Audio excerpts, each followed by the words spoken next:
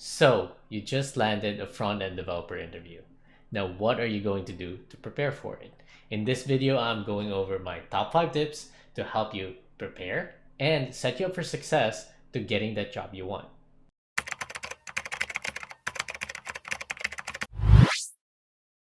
Before I go and throw all these pointers at you, let me give a little bit of a background about my professional career. I've been doing front-end development for about 10 years now. Currently, I'm a UI engineer at Facebook, and before that, I was at Roblox for about 4 years doing front-end development. You can find my personal LinkedIn down below in the description, so feel free to send me a connection. Obviously, I've gone through countless interviews throughout the years, and I've also been on the other side of the table interviewing other developers for my team.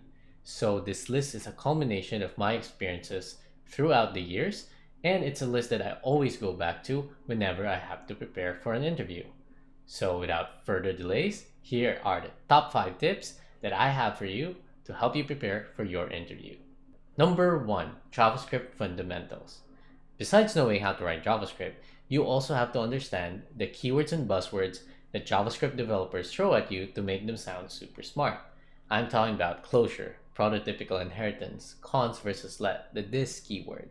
I find that interviewers ask questions around these during phone screens, but also it's just very important that you know them and know how they work. So here are some resources that I use to brush up on all of these. First is javascript.info. This is an overall great resource for everything JavaScript. It has foundational and advanced topics, and I find that the explanations are really simple and easy to understand. Next is the website called Bonsai Den. This is a much more concise list of topics, but these are the ones that are most confusing to understand in JavaScript. It goes over the tricky parts like closure and the this keyword. Another great one is a website from John Riesig. It talks about the same things by giving multiple examples. The cool thing about this one is that it's interactive. You get to modify the code samples so you can play and run it right on the web page to see the results. This last one is from leanpub.com. This is also a book you can buy, but this one focuses on ES6. What's new, what's different, and why do we need ES6 anyway?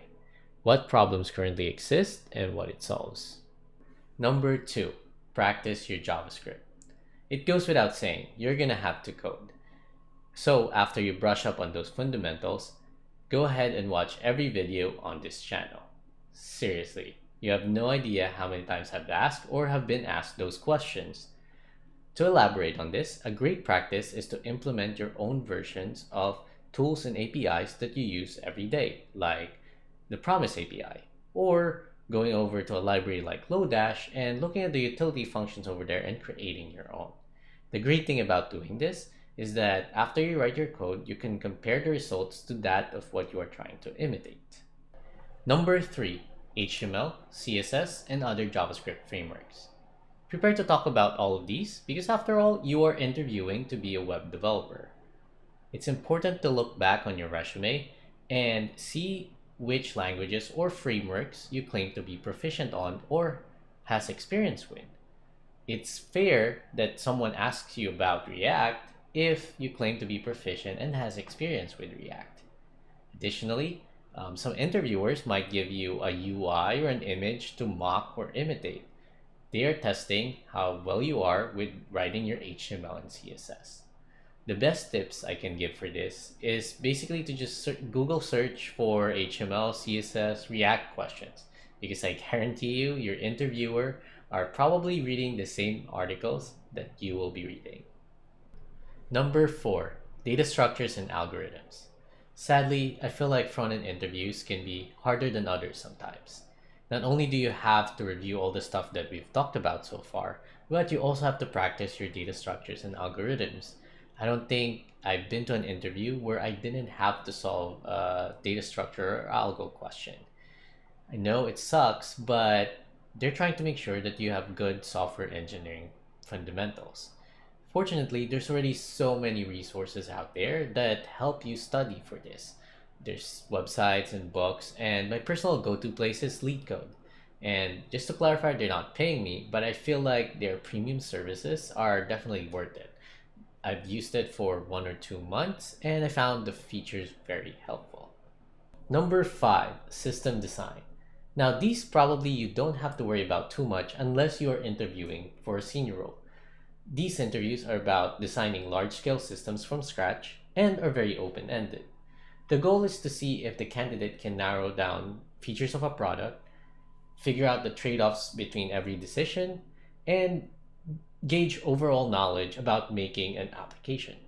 Examples of these are making your own YouTube or making your own Pinterest.